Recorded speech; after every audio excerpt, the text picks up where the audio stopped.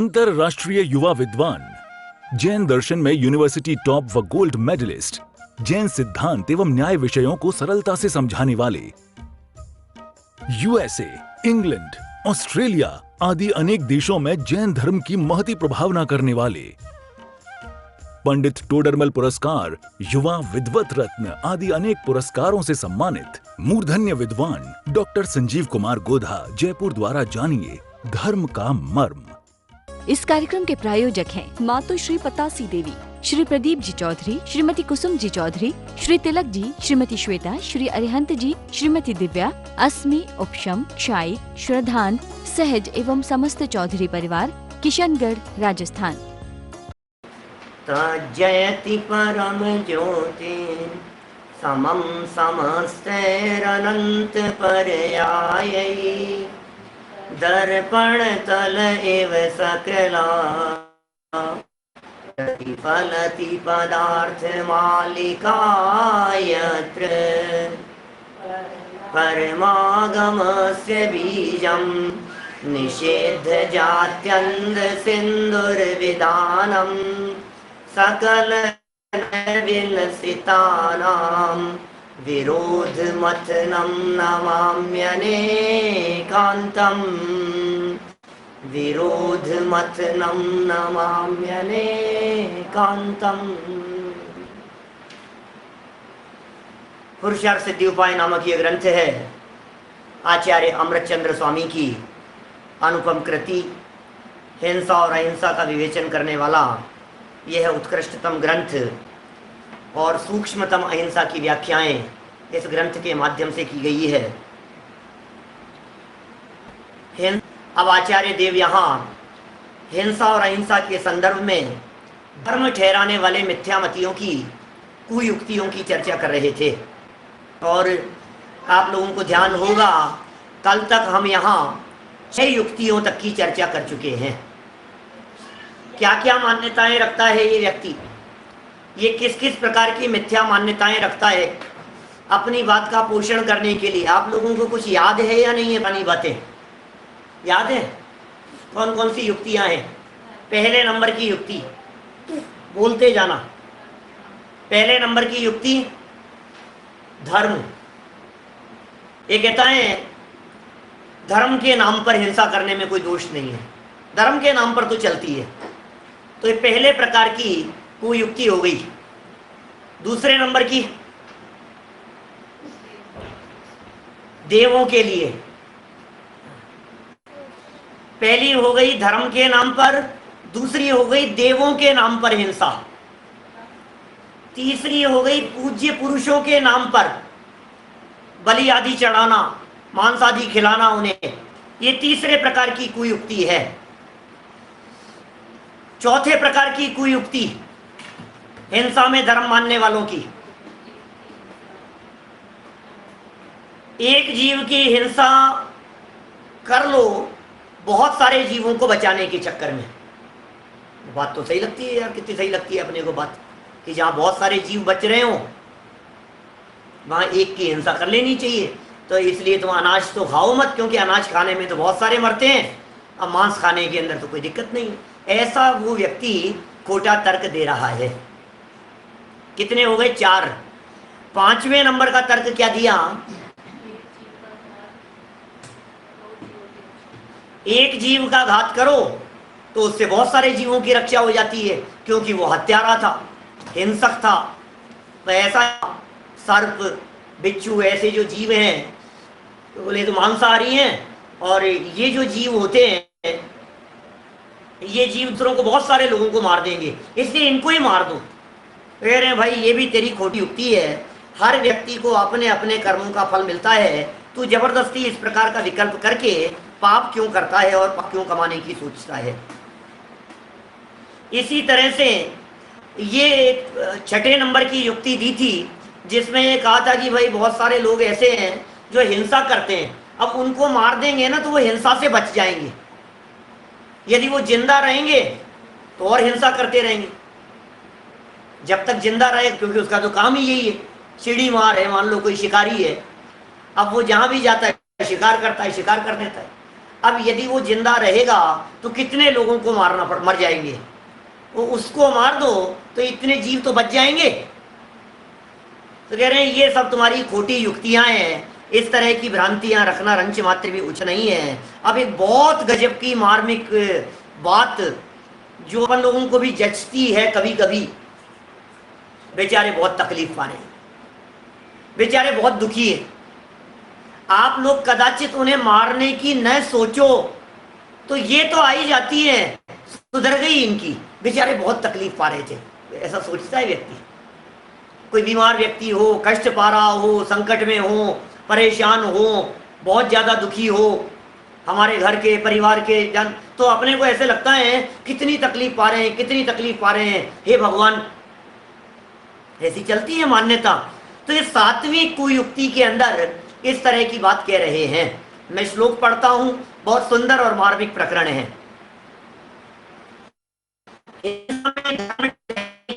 7वीं कुयुक्ति प्रकरण ख्याल में आ ही रहा होगा, जो लोग नए होंगे शायद उनके ख्याल में नहीं आए। प्रकरण ऐसा चल रहा है कि हिंसा करो गलत नहीं है, शिष्य है इस तरह, वो कहता है हिंसा करो कोई गलती नहीं है। और गलती कैसे नहीं है, तो सुबह के प्रकरण में कोई बात कही थी क्या इस तरह की, जो इस देते हैं मांसाहार के खिलाफ तर्क दे देते हैं, है ना, इधर उधर के तर्क दे देते हैं कि यार बात तो सच्ची है यार, इतने जीव मरेंगे उससे तो अच्छा है कि कल ही हुई थी शायद बात। 85 नंबर का श्लोक है। बहु दुखा संज्ञपिता प्रयान्ति स्वचिरेण दुख विचित्यम इति वासना कृपाणी मानायन दुखिनो विहंतव्याः।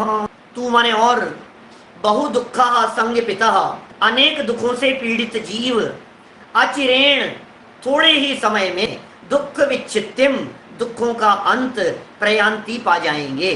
तर्क है वैसा, बहुत ज्यादा दुखी थे और यदि हम कुछ करेंगे तो बेचारे दुखों से मुक्त हो जाएंगे। सोच लेता है व्यक्ति ऐसा।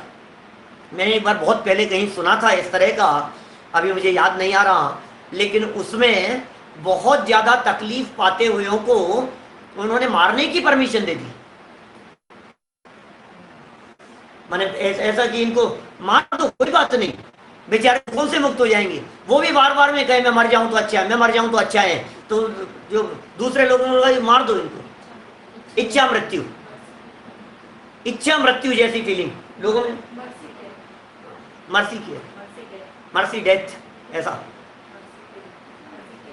मर्सी किल, तो ऐसा होता है इच्छा मृत्यु। जैसा मरना चाहता हूं मैं बहुत ज्यादा दुखी हूं, तो यदि मैं मर जाऊंगा तो दुखों का अंत हो जाएगा। अच्छा, जो लोग आत्महत्या करते हैं वो लोग क्या करते हैं, मतलब आत्महत्या करने वाले भी तो इसीलिए सुखी होते हैं ना,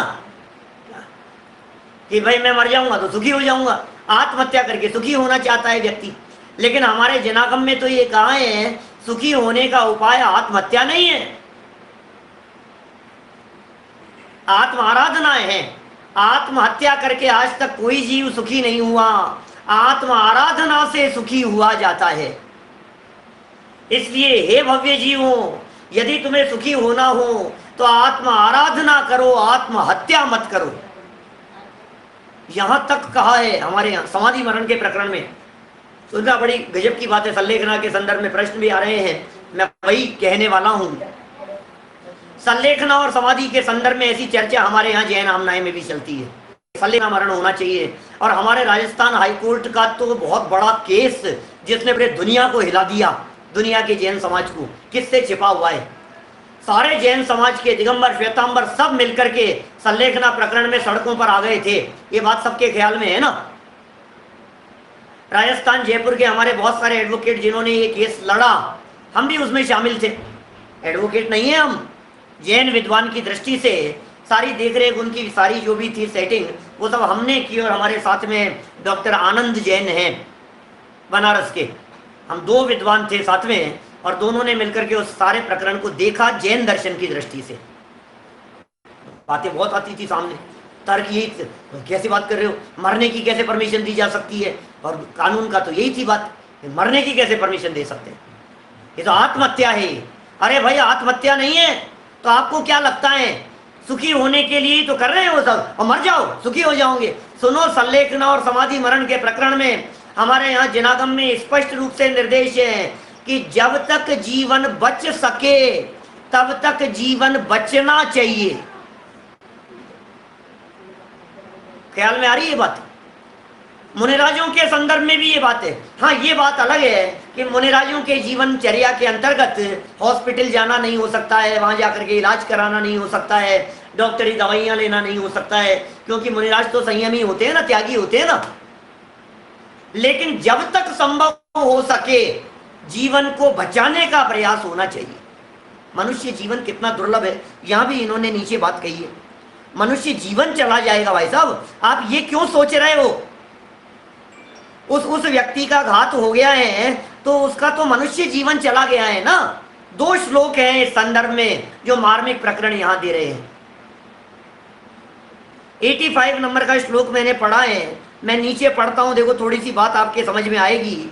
यहां बात क्या कही है कि अनेक दुखों से पीड़ित जीव, पीड़ित है, दुखों से पीड़ित है और वो अंत पा जाएंगे दुखों से।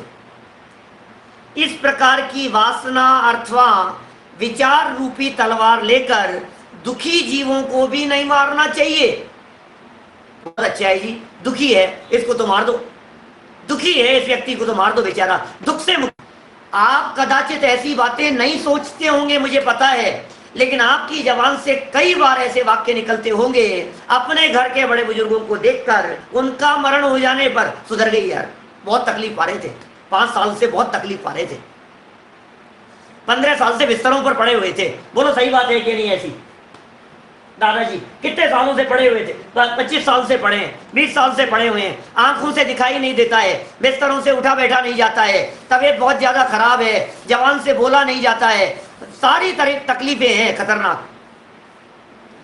कान से ढंग से सुन नहीं पा रहे हैं, आंखों से देख नहीं पा रहे हैं, जवान से ज्यादा बोलते बनता नहीं है और तकलीफ बहुत ज्यादा है। और ऐसे व्यक्ति की 20-25 साल तक बिस्तरों में रहने के बाद मौत हो जाए तो आपकी जबान से क्या निकलता है बताओ? सुधर गई? अरे ठीक है बाबा, यहाँ कहाँ सड़ा गला शरीर था, यहाँ कितनी परेशानी में थे। माने कहीं ना कहीं आप उनके मरण का पोषण कर रहे हैं। कहीं ना कहीं यदि आपको मौका मिले और वो व्यक्ति ये कह दे कि आप, मैं मरना चाहता हूं और मैं लिख करके दे रहा हूं कि मैं अपनी मर्जी से मरना चाहता हूं, मुक्ति मिल जाएगी मुझे और मार दो, तो अमृत चंद्राचार्य कह रहे हैं ऐसी इच्छा मुक्ति का विधान हमारे यहां नहीं है, जैन परंपरा में नहीं है। पढ़ो वाक्य क्या क्या है, टीका पढ़ता हूं देखो।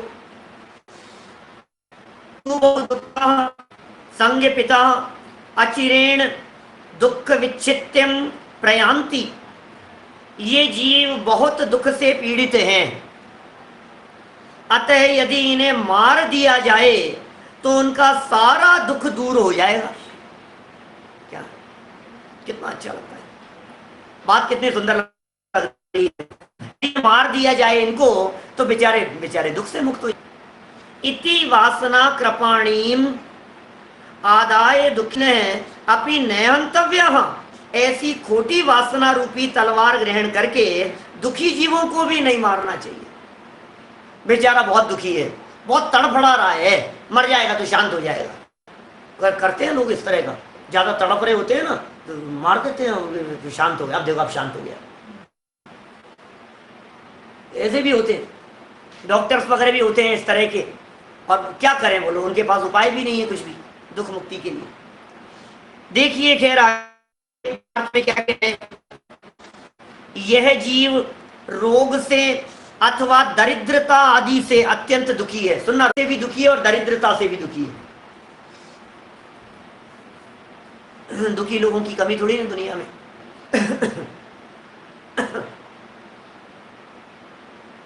115 नंबर पेज है। यह जीव रोग से अथवा दरिद्रता आदि से अत्यंत दुखी है, यदि इसे मार दें तो उस दुख से वह मुक्त हो जाएगा। ऐसी श्रद्धा नहीं मनुष्य और तिर्यंच की आयु पुण्य के उदय से बड़ी होती है। ये देखो टोडरमल जी का, ये बहुत मार्मिक पॉइंट है भाई साहब। ये मनुष्य जीवन यदि छूट जाएगा तो कौन सी गति में जाएगा तुझे पता है? तुझे अंदाजा है क्या थोड़ा बहुत भी? यदि ये मनुष्य जीवन यदि छूट जाएगा तो क्या होगा? हो जाएगा तो क्या होगा? एक इंद्रिय पर्याय में चला जाएगा, विकलेंद्रियों में चला जाएगा, नरक में चला जाएगा। आत्महत्या करने के परिणाम तुझे नरक में ले जाएंगे तो क्या होगा? सोचो जरा गंभीरता से, क्या कह रहे हैं ये? इसलिए आत्महत्या का परिणाम नहीं आना चाहिए रंच मात्र भी हमारे हृदय में, न किसी को मारने का परिणाम आना चाहिए। सुनो, तिर्यंच आयु और मनुष्य आयु को ये जो बड़ी होती है ना, ये पुण्य के उदय से होती है। यद्यपि देवों की भी जो आयु बड़ी होती है वो पुण्य के उदय से होती है। देवगति का जीव है कोई, जितनी जितनी लंबी आयु होगी उसकी, एक देवगति के जीव की 2 सागर की आयु है, एक देवगति के जीव की 15 सागर की आयु है, एक देवगति के जीव की 25 सागर की आयु है। तो जिसकी 15-25 सागर की आयु है, बड़ी है, तिर्यंच में भी ऐसा ही होता है। ज्यादा बड़ी आयु मिली है तो ज्यादा पुण्य के उदय से है। मनुष्य में भी ऐसे ही होता है। कोई व्यक्ति 25 साल का होकर के मर गया और कोई व्यक्ति 55 साल का है, कोई 75 साल का है, कोई 95 वर्ष का है। चलिए, बात क्या चल रही थी हमारी यहाँ पर? बहुत महत्वपूर्ण बात कह रहा हूं। यदि कोई जीव तिर्यंच गति का है, मान लीजिए, अब वो तिर्यंच गति का जीव 5 साल की उसकी उम्र है। अब तिर्यंच गति में ज्यादा उम्र मिली। अब यदि जो तिर्यंच गति में ज्यादा उम्र मिली है वो उसकी पुण्य के उदय से मिली है। देवगति में ज्यादा उम्र मिली है वो पुण्य से मिली है। मनुष्यों में ज्यादा आयु मिली है वो उसके पुण्य के उदय से मिली है। लेकिन नरक में उल्टा होता है। नरक में ज्यादा आयु मिलना वो पाप के उदय से होता है। संयमी जीव नियम से मर करके देवगति में जाते हैं। संयमी जीव जितने भी हैं वे मर करके देवगति में जाते हैं। अब आपने क्या किया?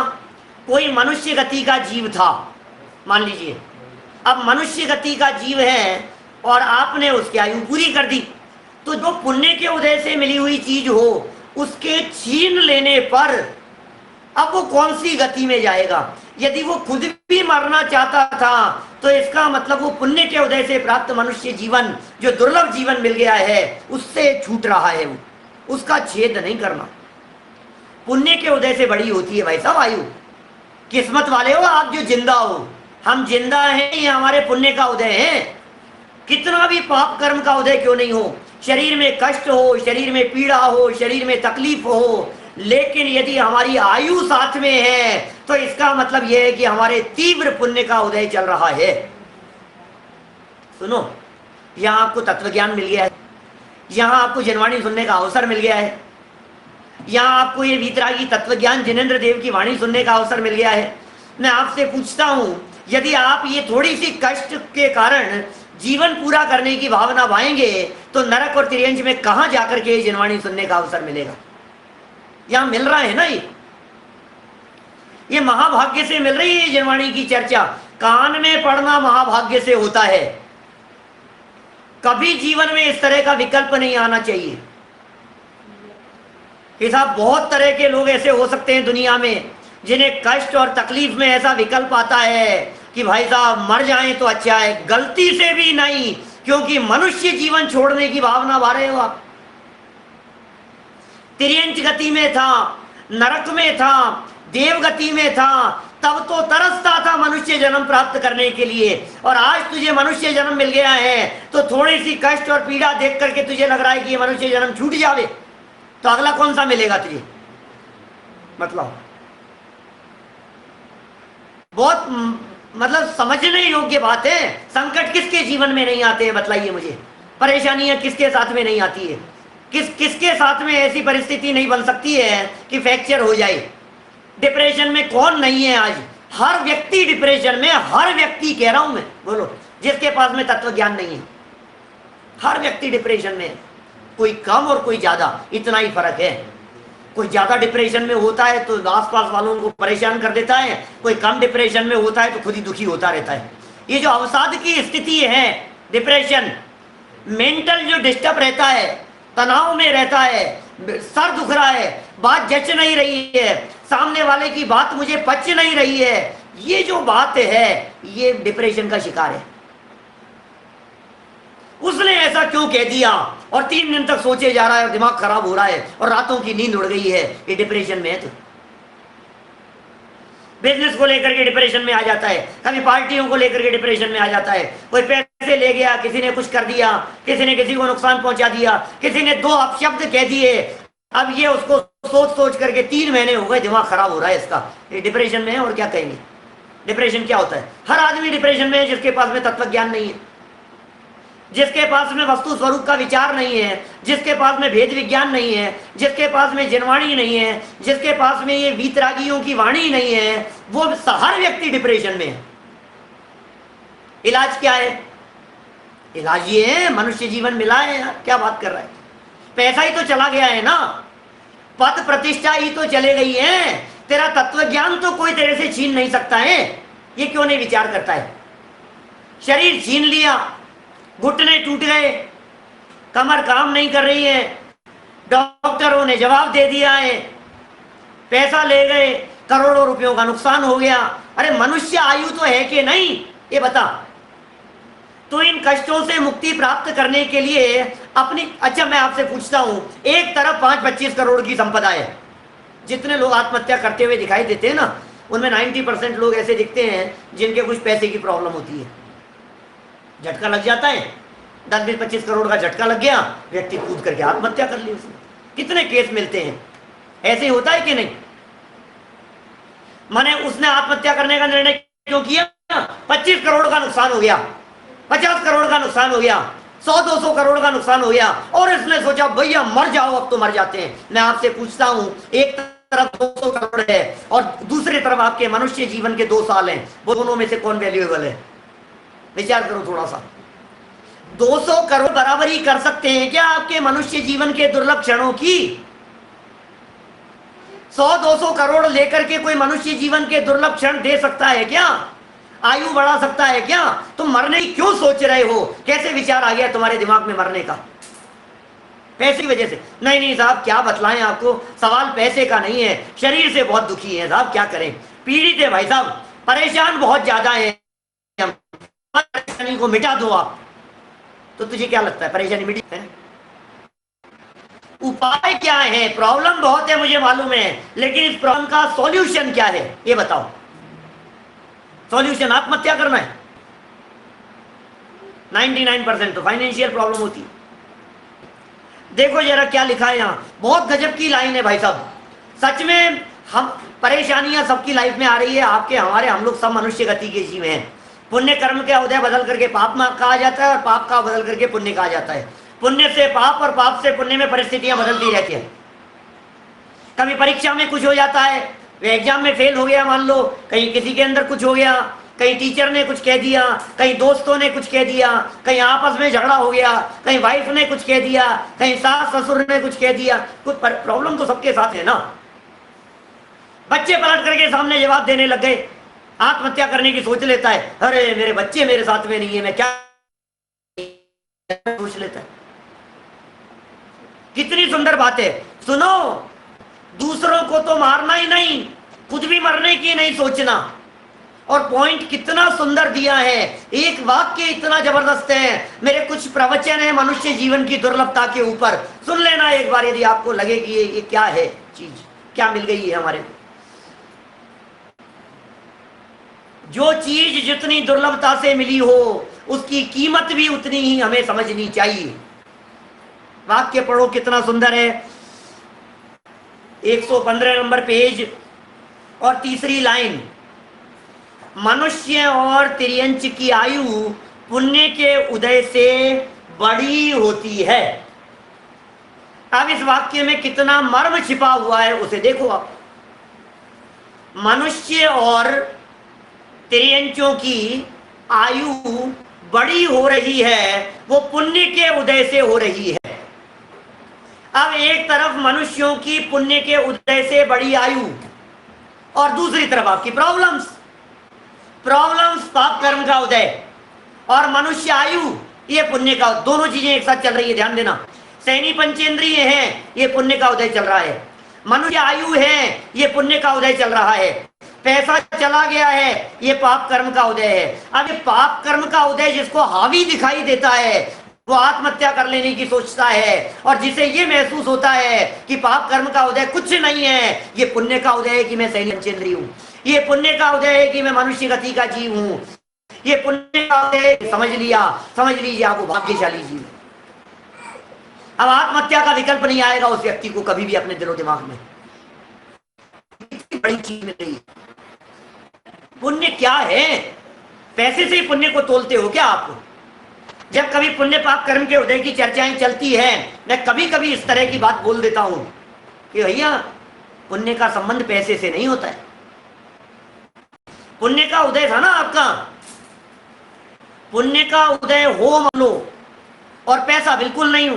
पुण्य का उदय इतना हो कि लोग जय जयकार करते हो, पुण्य का उदय इतना हो कि व्यक्ति आपको सर माथे पर रखते हो, पुण्य का उदय इतना हो कि व्यक्ति जहां देखो वहां आपकी पूछ हो रही है, जय जयकार हो रही है पुण्य के उदय में। लेकिन पैसा बिल्कुल नहीं हो। साथ में पाप कर्म का उदय ऐसा भी चल सकता है जिसमें रोटियों की व्यवस्था नहीं। बोलो, पुण्य का उदय तो इतना था कि हजारों लोग सामने आ गए, इतना पुण्य का उदय, जय जयकार करने के लिए हजारों लोग आपको सुन रहे हैं, और शाम को भोजन के लिए पूछने के लिए कोई नहीं आया, ऐसा भी पाप कर्म का उदय। माने पुण्य और पाप कर्म का उदय अलग अलग जाति का होता है भाई साहब। क्या कोई व्यक्ति की एज यदि ज्यादा है ना, एज बढ़ती तो है नहीं, देखो महेंद्र जी, एज बढ़ती नहीं है किसी की भी। जितनी आयु लेकर के आया है उस आयु को घटाया नहीं जा सकता, उस आयु को बढ़ाया नहीं जा सकता। इसलिए एज तो नक्की है, किसी भी व्यक्ति की जो आयु है वो तो नक्की है। कोई व्यक्ति ये कहे कि मैंने अपनी श्वासों को रोक रोक करके अपनी आयु बढ़ा ली, कोई व्यक्ति इस प्रकार की बात सोचे कि मैंने ये जो है ना धड़कन, श्वास थोड़ी सी लंबी लेने लगो, धीरे धीरे लेने लगो, तो इतनी सांसें मैंने बढ़ा ली तो मेरी उम्र बढ़ गई, 35 की थी और 75 की। लेकिन ऑटोमेटिक ही जिस व्यक्ति की ज्यादा आयु है, इसका मतलब ये है कि उसने पूर्व जन्म में कोई विशेष जाति के पुण्य किए थे। अब ये प्रश्न पूछते हैं लोग इस तरह के कि साहब उम्र बढ़ रही है, क्षयोपशम कम हो रहा है। अरे क्षयोपशम कम होना पाप का उदय है, लेकिन जिंदा रहना पुण्य का उदय है। एक साथ दो चीजें नहीं होती है क्या? हजार चीजें एक साथ होती है। मैं आपको कहूं रोड पर चलते चलते एक्सीडेंट हो गया किसी व्यक्ति का, बोलो पुण्य का उदय या पाप का उदय? ना कहेंगे था पाप का उदय क्या भाई? लोग तो यही कहेंगे ना, पाप का उदय साहब, एक्सीडेंट हो गया। लेकिन डॉक्टर के पास में जैसे ही लेकर के कोई पहुंचता है वो कहता है भाई साहब किस्मत बहुत अच्छी है आपकी, क्यों समय पे ले आए, किस्मत बहुत अच्छी है। हम कह रहे हैं हमारे पाप का उदय, एक्सीडेंट हो गया, घर वाले कह रहे हैं पाप का उदय, एक्सीडेंट हो गया, और डॉक्टर ये कह रहा है अरे किस्मत वाले हो भाई साहब, किस्मत अच्छी है, बच गए, किस्मत अच्छी है, समय पर ले आए, किस्मत अच्छी है, सेवा करने वाले हैं। वो क्यों नहीं दिखता है आपको? एट ए टाइम कितने तरह के उदय एक साथ चल रहे हैं। मुझे ज्यादा इन विषयों का विस्तार नहीं करना है, क्योंकि फिर अपन विषय से विषयांतर की तरफ बढ़ जाएंगे, दूसरी तरफ चले जाएंगे हम। लेकिन बात तो ऐसी है, अब कोई व्यक्ति ये सोचे कि साहब मौत का समय आ गया है तो सब छोड़ छाड़ करके चले जाओ, उमाकांत जी साहब अन्न जल का त्याग करवा दो, समाधि मरण करा दो साहब, ऐसा नहीं होता है।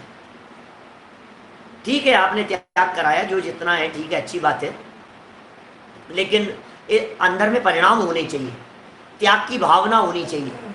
अंत समय में ऐसी तक घटनाएं हमने देखी है कई जगह पर, नाम तो लेते ही नहीं हम किसी का भी, लेकिन अंत समय में दिखा मौत दिख रही है, और ऐसी ऐसी तक सुनी है हमने तो कि डिक्लेयर हो गया था कि ये मर गए और उतार दिए कपड़े और घोषित कर दिया गया मुनि बन करके मरे हैं, सब मुनि बन करके मरे हैं। अब ये तो फिर गलत बात हो गई नहीं? तो भाई आप मुनि बने हो तो 6 महीने की तो जिंदगी आपकी होनी चाहिए ना कम से कम।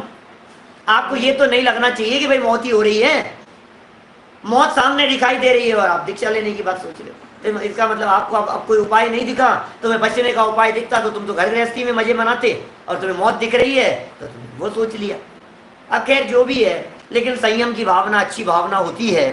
संयम की भावना प्रत्येक व्यक्ति की होनी चाहिए। संयम की भावना श्रेष्ठ भावना है, ठीक है ना।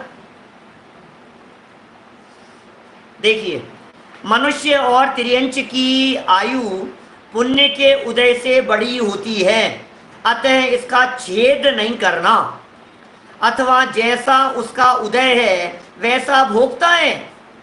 आप हिंसा करके पाप क्यों उत्पन्न करें? वो मनुष्य गति का जीव है भाई। अब उसके पाप कर्म का उदय है, वो भोग रहा है। उसके पाप कर्म का उदय है, वो तकलीफ पा रहा है। उसके पुण्य कर्म का उदय है, वो अनुकूलता भोग रहा है, मजे मना रहा है। अब भाई तू क्यों पाप बांध रहा है जबरदस्ती? मर जाए तो अच्छा है, मर जाते तो अच्छा है। अब बेचारे हाथ पांव टूट करके रह गए, एक्सीडेंट हो गया, बेचारों के पांव ही कट गए, इससे तो अच्छा मर ही जाते। क्यों भाई, तुझे क्यों विकल्प आ रहा है मर जाते?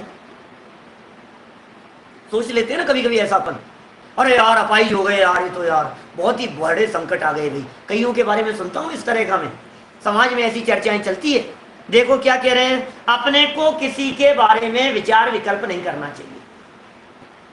और सच कहूं मैं, जैसा प्रश्न आपने मेरे बारे में पूछा है ना, मैं एक जवाब तो ये भी है कि हर व्यक्ति को अपना अपना ही देखना चाहिए।